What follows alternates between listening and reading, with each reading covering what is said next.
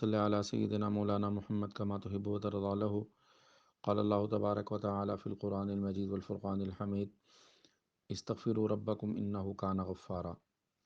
اللہ تعالیٰ نے فرمایا اپنے رب سے معافی مانگو، تمہارا رب بہت زیادہ معاف کرنے والا ہے۔ اللہ تعالیٰ نے اس دنیا کا نظام کچھ ایسا بنایا ہے کہ ہر مرض کا کوئی نہ کوئی علاج ضرور رکھا ہے۔ لکل داء دوا، یہ عربی کا مقولہ ہے، ضرب المثل ہے کہ ہر بیماری کے لیے اللہ نے کوئی نہ کوئی اس کی دوا پیدا کی ہے، کوئی نہ کوئی علاج بنایا ہے۔ ہر زہر کا کوئی نہ کوئی تریاق ہے، کوئی نہ کوئی توڑ ہے۔ اب جب دنیا کا نظام بنا اور شیطان راندہ درگاہ ہوا، دربار سے نکالا گیا، تو شیطان نے قسمیں کھائی تھی کہ یا اللہ ٹھیک ہے میں خود تو مردود ہو گیا، لیکن میں ان لوگوں کو ضرور گمراہ کروں گا۔ لآتینہم من بین ایدیہم ومن خلفہم وعن ایمانہم وعن شمائلہم، میں اللہ دائیں بائیں سے آؤں گا۔ لأزینن لہم فی الارض، اور ان کو دنیا کی رونقیں دکھاؤں گا، دنیا کی رنگینیاں دکھاؤں گا، ان کو تجھ سے دور کروں گا، ان کو گمراہ کروں گا۔ تو اللہ تعالیٰ نے بھی فرمایا تھا کہ ٹھیک ہے کہ جو لوگ تیری پیروی کریں گے لَأَمْلَأَنَّ جہنم، میں ان سے جہنم کو بھر دوں گا۔ لیکن ساتھ ایک حدیث پاک میں یہ بھی ملتا ہے کہ جب تک میرے بندے مجھ سے توبہ کرتے رہیں گے، معافی مانگتے رہیں گے، تو میں بھی اپنے بندوں کو معاف کرتا رہوں گا۔ اللہ کی ذات بہت کریم ہے، بڑی رحیم ہے۔ ایک حدیث پاک میں آتا ہے کہ اگر بالفرض ایسا ہو کہ لوگ گناہ کرنا چھوڑ دیں، تو اللہ ایسی مخلوق پیدا کریں گے جو گناہ بھی کریں گے اور پھر توبہ کریں گے، اور اللہ تعالیٰ ان کی توبہ کو قبول فرمائیں گے۔ تو انسان ہونے کے ناطے غلطی ہو جاتی ہے، جان بوجھ کے تو نہیں کرنا چاہیے۔ جان بوجھ کے غلطی کرنا کہ اللہ بڑا معاف کرنے والا ہے، یہ تو رٹائی ہے اور یہ بڑی بے شرمی کی بات ہے۔ انسان ہونے کے ناطے غلطی قصور ہر بندے کے ساتھ ہے، یہ پکی ٹھکی بات ہے۔ تو پھر اس پر توبہ کر لینا یہ اللہ تعالیٰ کو بڑا پسند ہے۔ ایک حدیث پاک میں آتا ہے، فرمایا کہ ہر بنی آدم خطا کار ہے، اس سے غلطیاں ہو جاتی ہیں، ہر قسم کے گناہ ہو جاتے ہیں، لیکن بہترین غلطی کرنے والے وہ ہیں کہ جو اللہ تعالیٰ سے سچی توبہ کر لیتے ہیں، اللہ تعالیٰ سے معافی مانگ لیتے ہیں۔ اور اللہ کی ذات اتنی کریم ہے کہ حدیث قدسی میں آتا ہے، حدیث قدسی وہ حدیث ہوتی ہے کہ جس میں اللہ تعالیٰ ہی کے الفاظ آپ صلی اللہ تعالیٰ علیہ وسلم نے نقل فرمائے ہوں۔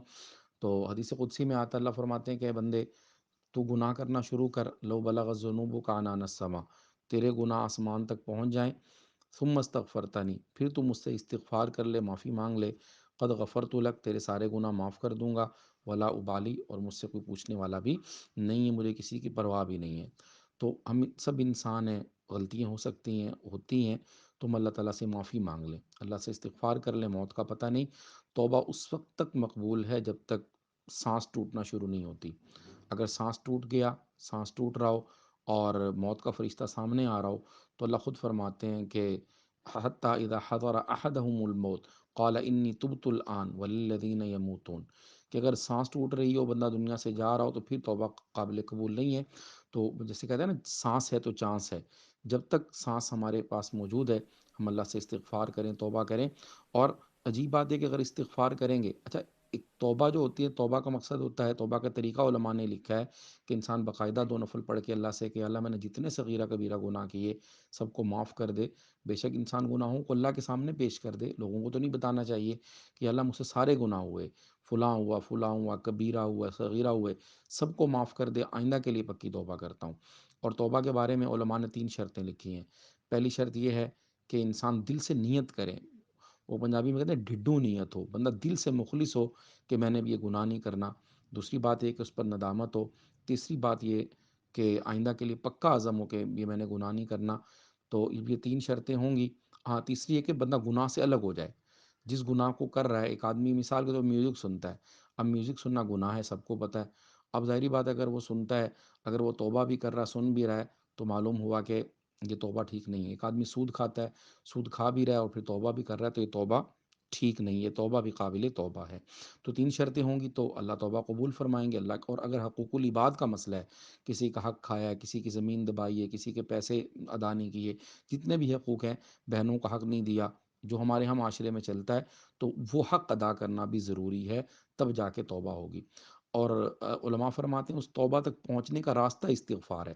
استغفار معنی کہ انسان جب زبان سے بار بار استغفر اللہ پڑھتا ہے، استغفار پڑھتا ہے، تو اس کی برکت سے انسان کو اللہ تعالیٰ سچی توبہ کرنے کی توفیق دیتے ہیں۔ رمضان کا عشر ہے، رمضان کا مہینہ، اس میں جہاں تک ہو سکے ہم استغفار کریں، اور استغفار کرنے میں اپنا فائدہ ہے۔ جو آیت مبارکہ تلاوت کی گئی اس میں اللہ فرما رہے ہیں کہ توبہ کرو، استغفار کرو، تمہارا رب معاف کرنے والا ہے۔ جب استغفار کرو گے تو اس کا نتیجہ یہ نکلے گا کہ یرسل السماء علیکم مدرارا، اللہ آسمان سے رحمت کی بارشیں نازل کریں گے۔ وَيُمْدِدْكُمْ بِأَمْوَالٍ، اللہ تمہارے مال میں برکت دے گا۔ وَبَنِينَ، اللہ اولاد میں بھی برکت دے گا، بے اولادی کے مسئلے کو حل کر دے گا۔ وَيَجْعَلْ لَكُمْ جَنَّاتٍ وَيَجْعَلْ لَكُمْ أَنْهَارًا، اللہ تمہارے قحط کو دور کر دے گا، تمہاری فصلوں کو ہرا بھرا کر دے گا۔ تو یہ استغفار کے فائدے ہیں۔ ایک حدیث پاک میں آتا من لزم الاستغفار، کہ جس نے استغفار کو لازم پکڑا، زبان سے استغفار پڑھتا رہا، دل میں ایک کیفیت سے پڑھتا رہا، تو اللہ اس کے لیے ہر تنگی سے کوئی نہ کوئی راستہ بنا دیتے ہیں، چاہے آسمان و زمین آپس میں مل جائیں۔ امام زین العابدین رحمۃ اللہ علیہ اہل بیت کے بڑے امام گزرے ہیں، بلکہ ہم مسلمانوں کے امام اہل بیت میں سے ہیں۔ نام ان کا علی ہے، جناب حسین رضی اللہ عنہ کے صاحبزادے ہیں۔ وہ فرماتے ہیں جو آدمی 1 سال تک روزانہ 1000 دفعہ استغفار کرے تو اس کے لیے رزق ایسے برسے گا کہ وہ سوچ بھی نہیں سکتا۔ تو اس لیے میرے بھائی ہم اپنی عادت بنا لیں، کم از کم ایک تسبیح تو ضرور ہو۔ اگر پوری پڑھ لیں استغفر اللہ ربی من کل ذنب واتوب الیہ، تو بہت اچھی بات ہے۔ اگر یہ ہم نہیں یہ یاد کر سکتے ہیں، آج کل تو موبائل کا دور ہے، سب چیزیں سامنے موجود ہیں۔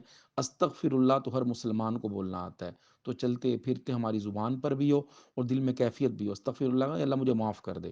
جب انسان بار بار کہتا رہے گا تو معافی مل بھی جائے گی، اور اللہ آئندہ گناہوں سے بچنے کی توفیق بھی دیں گے۔ اللہ تعالیٰ ہم سب کو کثرت سے استغفار کرنے کی توفیق نصیب فرمائے۔